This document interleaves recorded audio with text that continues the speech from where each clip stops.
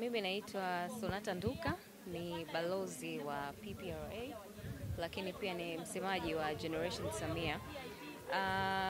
Uwepo wangu hapa, nipo hapa kama balozi wa PPRA ambayo ni mamlaka ya udhibiti ununuzi wa umma, ni taasisi ya serikali, lakini pia niko hapa kama msemaji wa Generation Samia. Matukio kama haya ni platform nzuri ya kuweza kuwakutanisha kubadilishana mawazo, kupeana taarifa mbalimbali, lakini pia kupeana na zile fursa ambazo zipo ambazo zimetengenezwa na serikali yetu ya awamu ya 6. Kwa hiyo ni platform nzuri na kubwa. Pengine walikopo hawafahamu, labda serikali imetengeneza mazingira fulani ambayo kwao wangeyatumia kwa ajili ya kujiinua kiuchumi, hapa wanapata hiyo nafasi ya kuweza kujua. Unadhani kwamba event kama hizi zinavyoandaliwa kuna namna ambavyo zinawasaidia wadada na kuna haja ya kuendelea labda kufanyika ili ziweze kuwasaidia na kuwakumbusha? Ni kweli zinawasaidia kwa sababu ukiangalia msimu wa kwanza wa event hii ya Young CEO Women Gala ilianza na walianza mabinti wakiwa hawana, yani wako katika level ya chini, lakini hao ukikutana nao sasa hivi tayari wameshakuwa wakubwa, yani wamekuwa. Kwa hiyo ni jukwaa ambalo linawapa uthubutu wa kupambana, lakini pia linawapa uthubutu wa kuona kwamba inawezekana pia hata ukiwa binti ukawa CEO wa kampuni yako ambayo uko nayo unaiendesha. Kwa hiyo ni platform nzuri na kubwa pia kwao, na of course imewasaidia, na tunaona hapo mabinti ambao wamefanikiwa kupitia jukwaa hili. Unadhani kuna haja kwamba majukwaa kama haya kuwafikia na watu wa vijijini tofauti na kukaa mjini?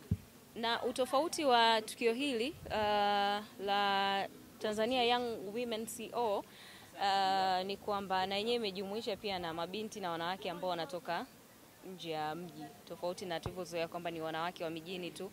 Kwenye hili tukio linawakutanisha wanawake wa aina hiyo ambao wametoka maeneo ya pembezoni mwa miji kwa ajili ya kuja kujifunza, kwa sababu kila mwanamke anastahili kupata maarifa, anastahili kupata taarifa ili aweze kujikwamua kiuchumi. Na lengo letu ni kwamba kila mwanamke, yani lengo ni kwamba kila mwanamke aweze kusimama, yani naye awe na msaada kwenye familia, kuanzia ngazi ya familia mpaka taifa kwa ujumla wake. Kwa hiyo imefika mpaka huko.